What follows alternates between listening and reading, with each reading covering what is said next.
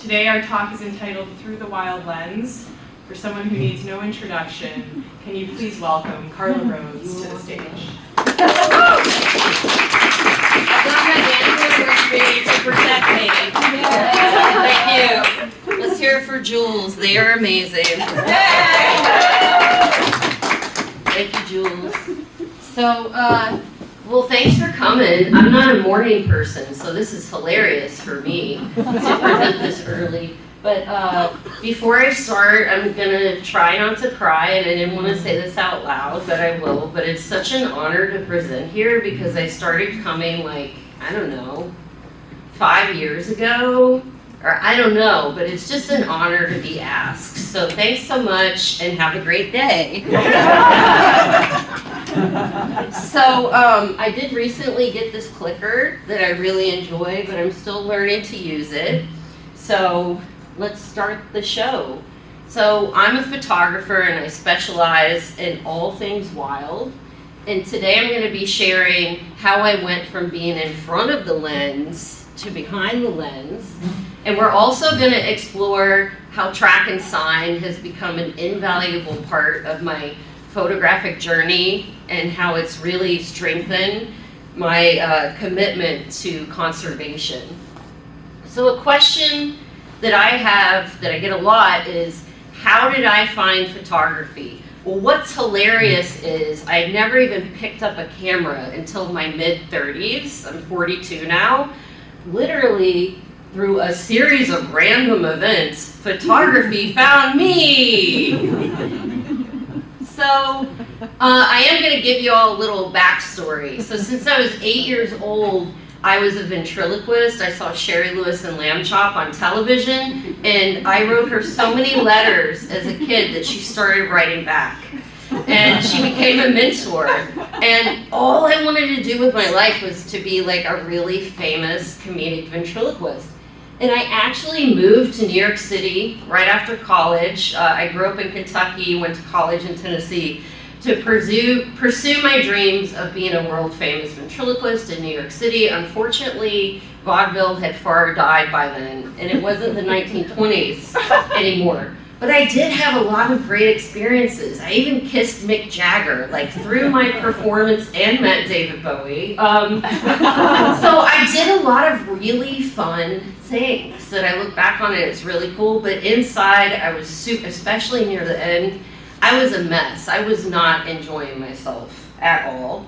But this is me and Cecil, my partner. He was actually made in the 1920s, and this is a pilot that we made in my living room in Brooklyn. And so you can kind of see a little of what I do there.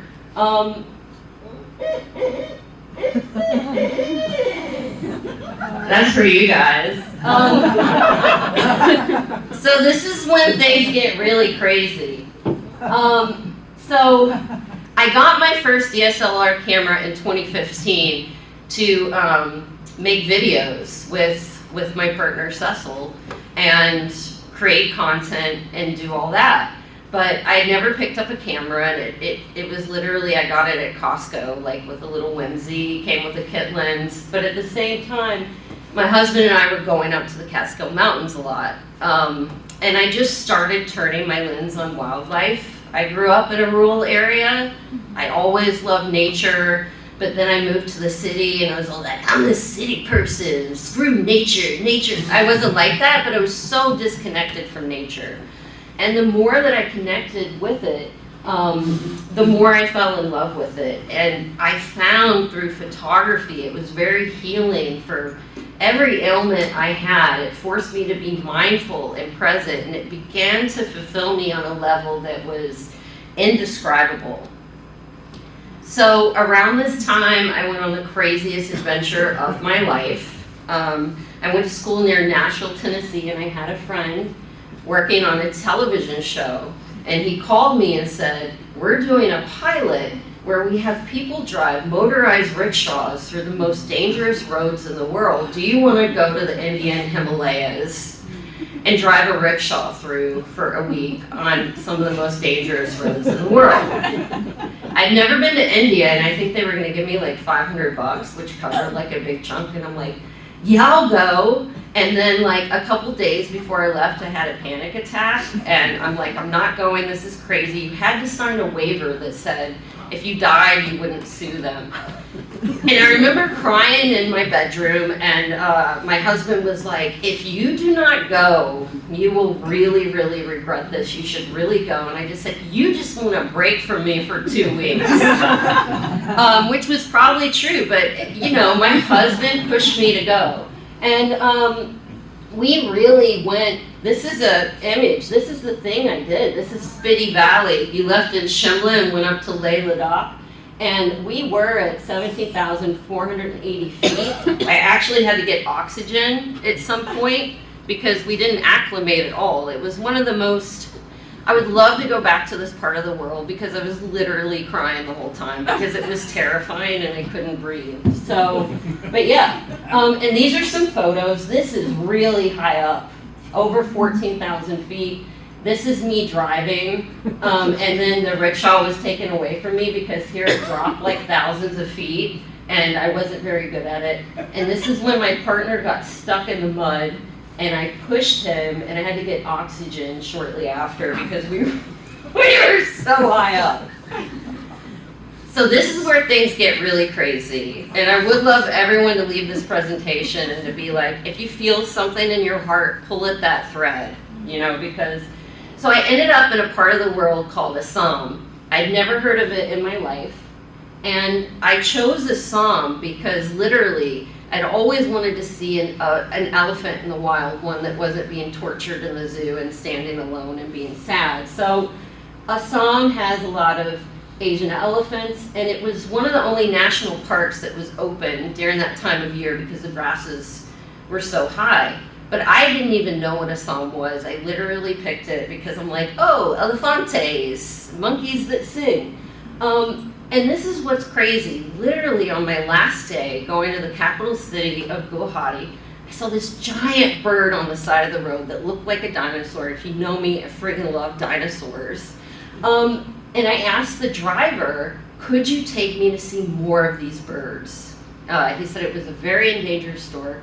And so I really thought he's going to take me to a wetland, like a jungle, and he took me to the Borogoan landfill, which has the largest year-round population of greater adjutants in the world.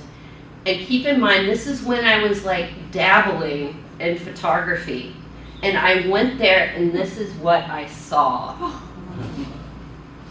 Wow. You can see cows and kites. Now keep in mind, this is this trash pile is taller than this building.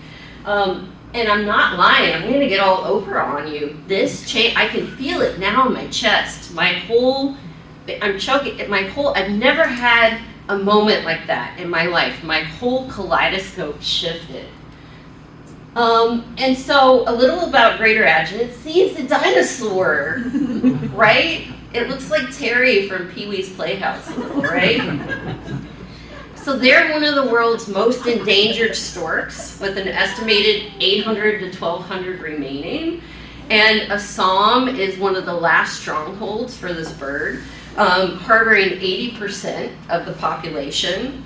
And threats to greater adjutants are like a lot of threats places, habitats lost, people cut down their nesting trees because literally people will be, I saw it, you'll be in their backyard and there's literally a tree full of dinosaurs, like clacking their beaks and being all spooky and stuff.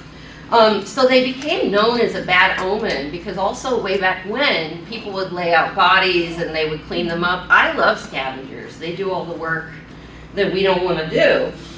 They really are 5 feet tall with a wingspan of 8 feet. I'm 5'7". Well, like without my hair, maybe 5'6". But like if you can imagine, and as we all know, scavengers play like a really important part in our ecosystem. So after this moment, I went back home and I'm like, screw performing. All I want to do is help wildlife through photography.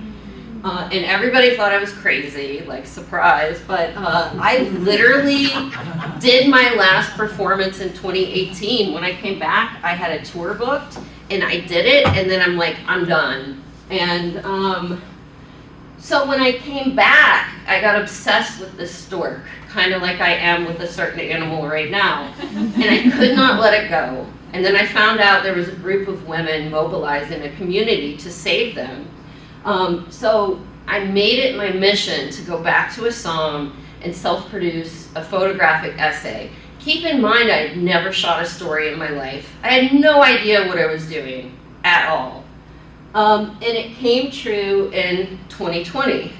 This is Purnima Devi Barman, a dear friend, and she's a wildlife biologist. She started this group of women called the Hargila Army. Hargila is Assamese for bone swallower. They can literally swallow entire bones.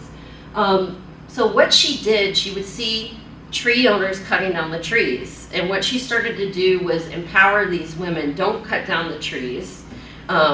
She started talking to them about hand looming. Assamese people make these amazing weavings. You can see she got them to start weaving greater adjutants into the Mikala Shandor, and it empowered them. And I would go around the villages and little kids would be like, Hadida! And it was like, holy crap. This would be like if someone in my backyard made everybody think coyotes are the coolest thing in the world, which they are. But for me, Purnima is such an inspiring model of global conservation. She just won a huge award given by Princess Anne, the former Queen's sister. So she's gonna be like, I think, bigger than Jane Goodall one day. I've been saying that since the start. She's a magical person. So I'll show you some of the photos. Like, this is standing in someone's backyard, and this is what you see. I loved it. I'm like, how do I get some of these? This is her doing outreach, but this little kid literally knew who Hargila was. This is them in a nesting tree. There's a baby Hargila, and there's a parent Hargila, and this one's like, I'm spooky as shit, stay away from my baby. This is her presenting in a school. This was one of my favorites, and her team. Anyone can be in the Hargila Army. It just started with women, but these kids, she teaches them from the ground up and literally weaves them into the community. And I have some of these textiles. Unfortunately, I forgot to bring them, but they're gorgeous. And then coloring, like Hargila at the dump, eating trash, which I loved. I love these outsider species because it's like we see certain charismatic species covered so much. And this is kind of my jam. I was always an outsider, so I want to help all the spooky creatures. This is Pravita, and this is her at the loom. So Purnima got grants to get a lot of the women in the village looms, and this is a traditional gamosa, which is a thing given when I love going to Assam. You meet anyone new, you get a gamosa and a cup of tea. I'm like, that's wild. Janali, another member of the Hargila Army, started initiating making reusable bags with Hargila. I love this so much. So then I got invited to a traditional Assamese wedding, and literally they were doing Hargila henna at the wedding. Let me go back. And there were statues of greater adjutants outside of the wedding. So they are literally just weaved into this whole community. These are some of the Hargila Army showing up at a cricket match with the giant Hargila statue and the gamosa. And here's Hargila in the dump.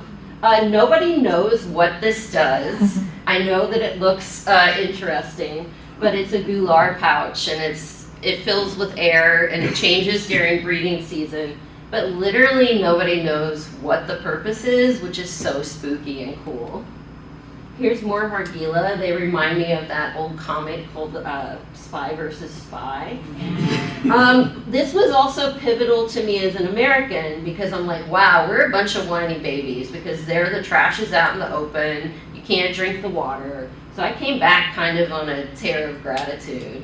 And this was eye-opening. I'm kind of a hoarder now. I really think about what I buy. Like all of this was mixed together, medical waste, dead things, and I chose to walk through it. These were kids that unfortunately live at this dump. People call them rag pickers. They're beautiful people. Unfortunately, a lot of people outside of the dump won't communicate with them, which is heartbreaking. I would go there every day to photograph, and I became friends with them. And this little boy here I loved. I was shooting one day and someone tapped me on the back, and he ran up and he's like, "Hi," like in a very American accent. And what Purnima has done when I was there, she's doing outreach to them, giving them food, giving them water. And what's interesting about this group of people is that they can walk right up to Hargila and no one else can. So now they're sharing data with Purnima. Making this photo said a lot to me. It's Hargila feather in the trash. And then here's a photo when they would put in more trash or shift the trash. Hargila would come out of nowhere, and cows as well, and gobble up all the treats. So this is what's wild. By Purnima getting people to literally appreciate what's in their backyard, it's had a huge impact. So last checking official count, there were 950 birds, up from 400 birds in 2007 when Purnima started. And the number of nesting colonies have risen from 28 to 220, and that's literally by telling people not to cut down their trees. They are, when I went, they were the most endangered stork in the world, and now they're the second most endangered. And so what's sad but also exciting is I had to go all the way to Assam to appreciate my own backyard. And that's really my jam now. Like, I so believe that conservation starts at home, even if it's a spider that lives in the corner of your bathroom or whatevs, you know. I just think it's funny I had to like go all the way across the world to get that to click. This project had unexpected results. One thing that I didn't share, and I'm not doing this to showboat, but to show you what can happen when you follow your heart. When I went, I pitched this story like crazy. A very famous photographer told me, why would anyone in America care? Got rejected by literally everyone I emailed. You're too new. But you know what? I didn't care. And I got a full page in the New York Times for Purnima and her work, Biographic, National Wildlife Magazine, Now This News, and it won the Conservation Award for Bird Photographer of the Year. Thank you. But that was my first story I ever did. So like, I want to drive this home. If you feel something, don't wait until you're like a Mima like me. I wish I would have followed this in my 20s, because that's my biggest regret about photography. I wish I would have found it sooner. But it's just an example. One thing I've learned, especially with art, people are usually wrong with feedback. Follow your heart. So if you want to help, this is how you can help, or I can tell you afterward. And I would just really encourage everyone to look closer at their backyard. And what I love is in Assam, you know, it's respectful. You need to dress like people there. So this is Purnima and I cavorting about. And 2 years ago, she came to visit me and brought me these Hargila earrings. And this is us in Central Park hanging out. And so I took her around New York City, and she came up to the Catskills, and it was, and I told my friends, I'm like, you haven't had chai. You do not understand. And Purnima made chai for all my friends. And people were like, what the fuck? You know. So I'm sure you guys are wondering, how does track and sign fit in? Right? It doesn't. I just So we're getting there. So when I was putting together this presentation, I'm honored to have been asked, but I had trouble weaving in the journey because it's happened so organic. So what I thought I would do, to give you a little break, crazily enough, this show called Science Friday asked to film me a few years ago, and here's a snippet that explains the track and sign journey. Let's see. It's like something overtook every fiber.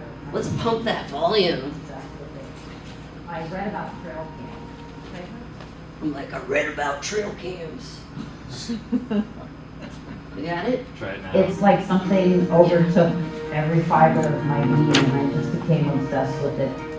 I read about trail cams. If I put up a trail camera, I could see like this hidden world. I got the tail of a bobcat, and I couldn't believe that there was a bobcat. And then I got really into studying track and sign, figuring, oh, there's a footprint here, there's scat, or something's eating something, and got better at placing cameras. And then I started reading about camera trapping. It's a remotely triggered camera, essentially, like when you walk past a motion light. And so I jumped all into camera trapping. I'm taking photos of wildlife. I'm seeing, oh, people will like this picture, this and that. But then I had a pretty debilitating foot injury. It honestly really sucks because the pandemic had kicked in. We were all stuck at home, and of course, like, I'm in this beautiful landscape, and I couldn't hike, I couldn't do the things I wanted to do, and it was very hard. I remember that Bernima's whole motto is, if you take care of your backyard, it will take care of you. So I focused on my immediate surroundings. Maybe if I put my camera trap under the bird feeder, a mouse will come by, or even the birds, the common backyard birds, and I can really practice on learning to camera trap smaller creatures. And it's kind of how I came up with Beneath the Bird Feeder. You have to look at your surroundings, look where the light falls, and say, I hope this creature shows up in a specific spot where you're choosing your focus point ahead of time, the lighting and the settings, and hope it all lines up. If you see the result, you might be like, this is easy, but the majority of the shots sucked. They were terrible. Constant failure with this. Constant, even getting the sensor to sense something that small. And it just became an obsession. It allowed me to walk a few feet from my porch. It gave me something to do every day. Certain shots would give me butterflies because for me it was a perspective I had never seen. Juncos, hands down to me, were the most entertaining. It was almost like they were trolling me and like, stuff like that. Just showing personality and different perspectives are my favorite. Beneath the Bird Feeder's reception, it has just kind of snowballed, and it's frankly been incredible. But for me, it's exciting because if I get people excited about wildlife, hopefully they'll respect it and then protect it. And I hope this project shows people that you don't have to go far to do wildlife photography. There's really stuff all around us. You just have to open your eyes and start looking for it.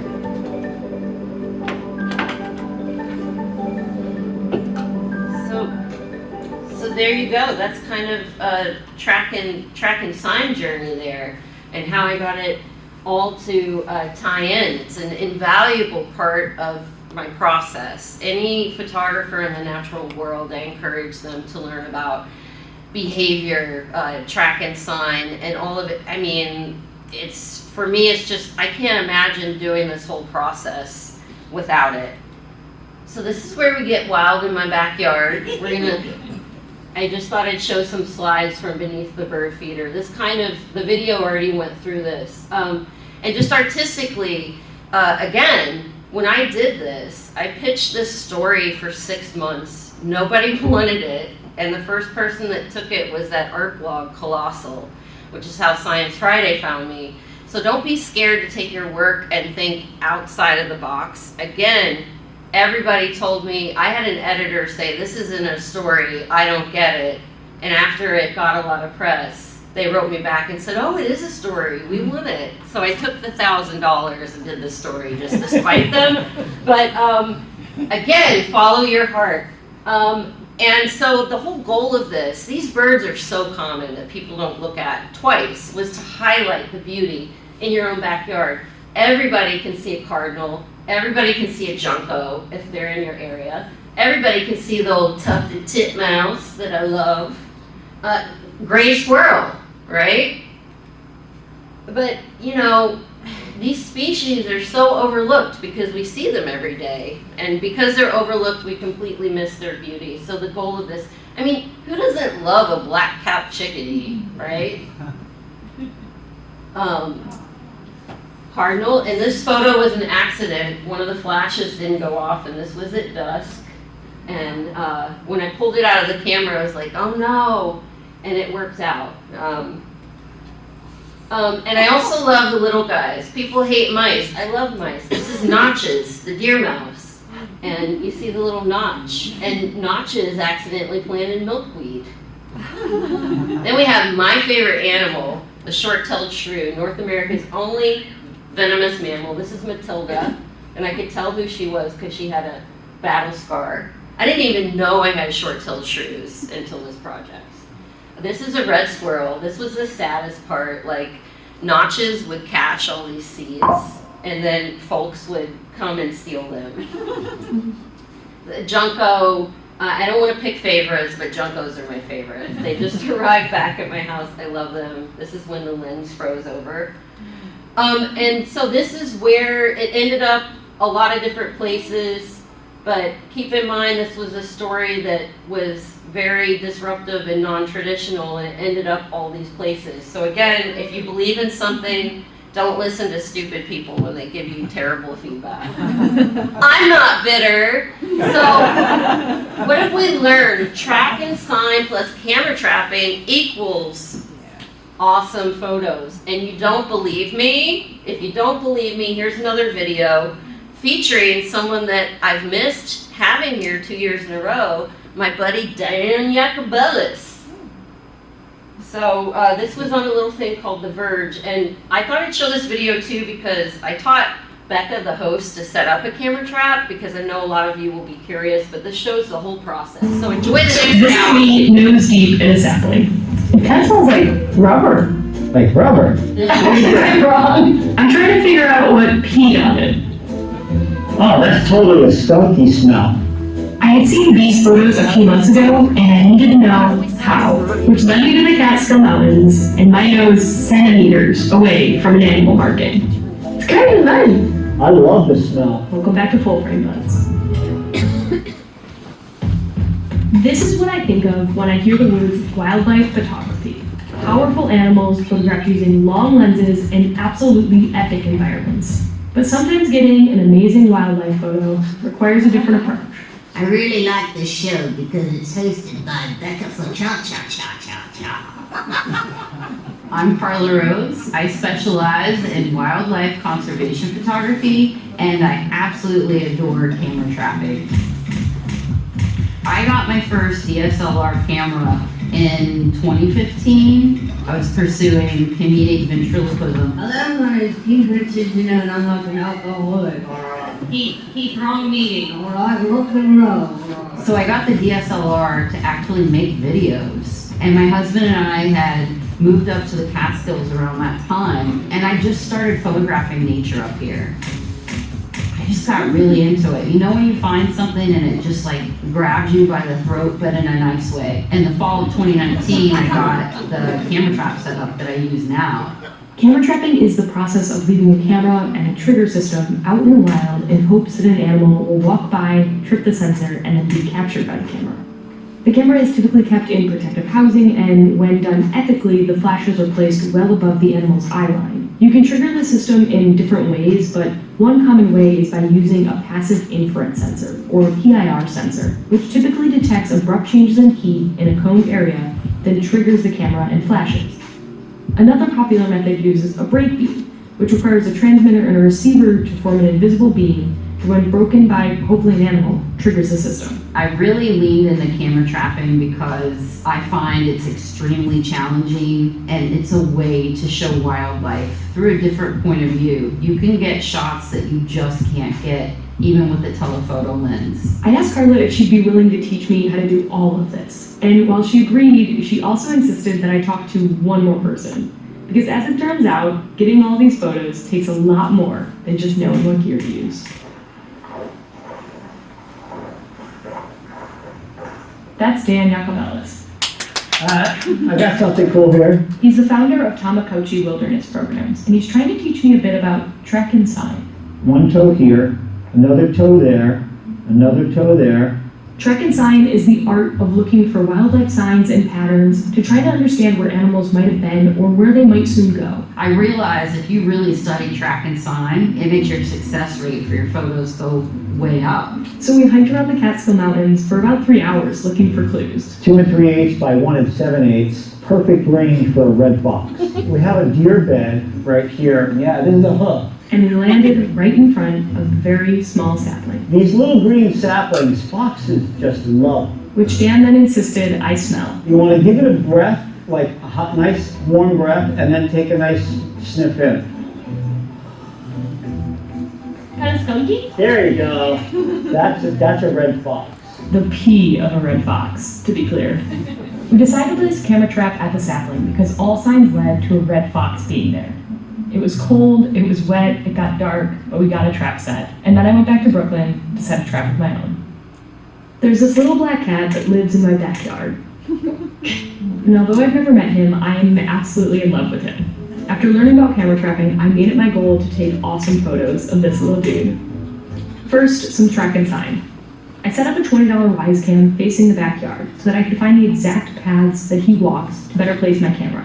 While I let that sit and collect data, I gathered my gear. I spent most of my budget on a Cognisys Scout camera box and Brake Beam trail monitor because they both have long battery lives and they seamlessly talk to each other. I chose the Brake Beam as opposed to the PIR sensor because its straight brake line makes for an easier place to focus my camera. But by going with Cognisys for all of this, it meant that I couldn't spend as much money on a flash system. Carla recommended that I start out with 2 Nikon SB28 speedlights. But because they're discontinued, I had to order 2 used ones from KH and Adorama. And never in my life did I think I would be picking up a Nikon SB28 flash from Adorama in 2022. They came out in the early 2000s, but because they have a sleep mode and a quick wake-up time, their battery can last a lot longer out in the field. I also ordered 2 sets of Anganu wireless flash triggers so that the SB28s could talk to my camera. And then I had to order rechargeable batteries for all of that. And then finally, I decided I would put a Canon 7D and a Canon 16 to 35mm f2.8 lens in my box. I have a 5D Mark IV that I would later use, but at first I was a bit wary of leaving so much money outside in Brooklyn. I set everything up in my house and it took me about 4 hours to get it all working. It just works. Oh my god. Okay. But I don't think it would have taken me quite as long if I wasn't also filming myself doing it. Wow. So after setting everything up, I took one more look at my wise footage to pick a spot. Just about every day, the cat would come to this little hut that we made him for the winter. And he'd always come right down the middle of the yard. And luckily, it had just snowed, so I had the paw prints in the snow to back me up. Carla had all sorts of gorgeous mounts for her flashes and cameras, but here in Brooklyn, I used a lot of twine, trees, and bricks. Carla also taught me a lot about ethics, and although I think a flash would be more effective at a lower height, I don't want to hurt the cat, so I put the flashes well above his eye line. I fired off a few test shots once it got dark, and I waited. Alright, good morning. This is my first night of leaving the trail cam out. Oh my god. Oh man. Oh man. No, it's like way too dark.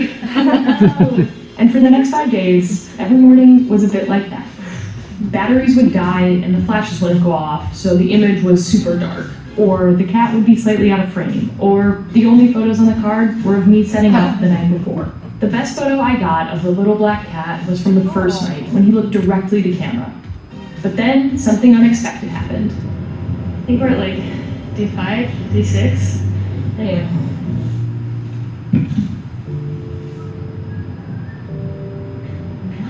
Look at this. I've never seen this cat before in my life. A whole new subject stumbled through my trap. A cat I had truly never seen before. And he was pretty freaking cute. But little did I know, there was another surprise yet to come. Oh my god, you're not gonna believe this! We got the fox sniffing the pea tree! 3 weeks after placing our camera trap, the red fox stumbled on through. Initially, I got this feeling of satisfaction, knowing that all of the track and sign we did was worth it and correct, and then I realized, holy hell, I was there, and I was surrounded by amazing animals and wildlife that I will likely never see with my own eyes. And with that came a deep desire to show everyone I know this one photo of a beautiful red fox, and explain that they are here and that they love saplings and that their paws are around 2 3/8 of an inch wide, and most importantly, that their pee smells skunky, but it kind of smells good. You see, camera trapping is like leaving a photo booth out in the wild. And when you stop and look for all of the animal signs, you get the right gear, and then you let the animals take photos of themselves, you get a much better view into the hidden world that exists all around us. And with that, thank you for watching. My name is Becca Versace, and I am the official feral cat photographer. in Brooklyn, New York. So full frame has been truly getting the glow. So that's Becca, and she's amazing. Thank you. And she's come to visit a lot. And this is what's insane to me. My journey in life was in show business, and I didn't have a lot of success. And I'm just doing what I love. This was completely a surprise. When Becca called me, I thought it was a joke, but I can say not only am I an Emmy Award winner, but I'm a regional Emmy Award winner. It's been fun for me to combine my past with the present. And so just following my heart and my past life, I would have never have dreamed that that would have happened. So that's pretty fun, and I like that I was able to share the joy of track and sign with a lot of folks. So as I mentioned, I am from Kentucky, and what was cool, in 2022 I became Bernheim Forest's first environmental artist in residence, so I finally got to leave my backyard and take my camera trap another place. So this is Bernheim Forest. It's actually the largest forest in the eastern U.S. And it's threatened by a gas pipeline, of course, by Louisville Gas and Electric. They've been holding it up with, like, the bats held it up. They keep holding it up, which is great. And I had a real personal connection with this project because as soon as I could, I left Kentucky, like, right away. I was like, I'm out of here, and I would never go back home. So this was a real, like, reawakening. And I really wanted to create photos to inspire future generations to protect this forest. And so the track and sign was integral because this is 16,000 acres, and a lot of the biologist there was always busy, and it's like, if I want to photograph wildlife, I mean, I just have to be lucky and find it. So that's where a camera trap and track and sign was absolutely invaluable. I would do 2-week stints there and go home. So this is one of the first successful camera traps. This is a beaver in one of their restored wetlands, and we pinpointed this spot because it was a very beavery spot with prints. But what I love about camera trapping are the surprises that you get. I remember a few days after I checked the camera, this is the wetland. This area was destroyed and they restored the wetland. This is an American bittern. And that was a huge surprise to everyone at Bernheim. The last official record in Bernheim was 50 years ago. Wow. So camera traps are invaluable for research. And also, when you talk about track and sign, this tadpole is so tiny. But because I have those skills, I can walk down a road and notice a tiny tadpole in a puddle that big. I fell in love with redbud, which you can eat, by the way. And I went home and planted a few. And one of the best things about this experience was fulfilling a dream of setting the camera trap on a beaver dam, which you all know is like the best spot ever. I didn't like coming down with Giardia and driving home 14 hours with it because it was really hot, and I guess I wiped my face and somehow something got in me, but that's fine. But be careful if you work on beaver dams. But here are some raccoons crossing. We got possums, we got birds, so many things. So this is Cedar Grove, which is being threatened by the pipeline. This is all wild. You can see warehouses. When you order from a big box store online, I mean, I'm guilty as well, Amazon, these are all, this area, Clearmont, Kentucky, is wild with development. Start to look, and a lot of the labels will be from Shepherdsville, Kentucky, which is this area, and this is slowly eating this land, which is, and they want to connect this to make a wildlife corridor, which, as we know from the wonderful keynote, is so important. This is Kentucky glade cress. It's about that big, and it only grows in Bullitt County, 2 spots in the whole world, and the pipeline will destroy this patch. This is the bluff vertigo snail, 1 to 2 millimeters. I'd never done 5x macro, again, just jumping in. The pipeline will go directly through this limestone outcropping. And what's exciting about this snail, she's now a friend, Lori, a dental assistant during the day, snailer at night, discovered this species at Bernheim, which is really exciting. This shows you how small it is. Wow. I also wanted to tell the story of this outcropping, so I set it up and literally my favorite animal came by. So the bluff vertigo lives on this rock. It's kind of like Fraggle Rock. If it rains, all these little snails come out and then they go back in. If you want to learn more about it, this is how I get the word out, by trying to get these things out to large audiences. Like, I love the keynote because it's like you can get this out without yelling at people. I'm the same way. If you show them what's there, it can empower them. That's why I love the art form of photography. And then I just thought I'd show a few wildlife selfies to wrap up from my backyard. This is literally surrounding my house. We got the peafox, deer mouse. This is all camera trapping. Coyote. I guess I don't need to say the animal, y'all know. This was one of my favorites because favorite plant alert, Montropa uniflora, ghost pipe. I'm so honored to have these neighbors and to live in their habitat. That's how I look at it. I just, every day I wake up and I cannot believe I have those neighbors. It just touches me so deeply, and I will do anything to advocate and protect them. Here's my friend, the short-tailed shrew. I've gotten really good at identifying shrew holes.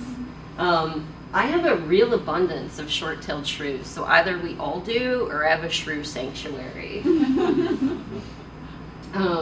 Dinosaurs, who I love. See, basically a dinosaur, right? And a baby dinosaur. Whistle pig, which they're called in Kentucky. So getting this photo kind of like blew my mind, because until this moment I always thought of whistle pigs as like a yard animal, right? This whistle pig was like deep in the woods, hermiting out and being like, I'm gonna whistle in the woods. This is probably one of my favorite bobcat photos. This is literally a minute walk from my house, and what I've done while I've lived there, I found a scrape nearby, and the bobcat will come through once a month. And I'm working with a biologist right now that studies ocelots on Barra, Colorado Island in Panama.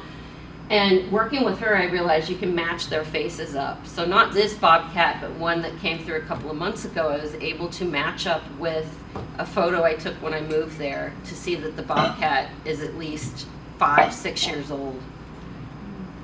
So what's next for me? A nap, but also, just to give you a clue.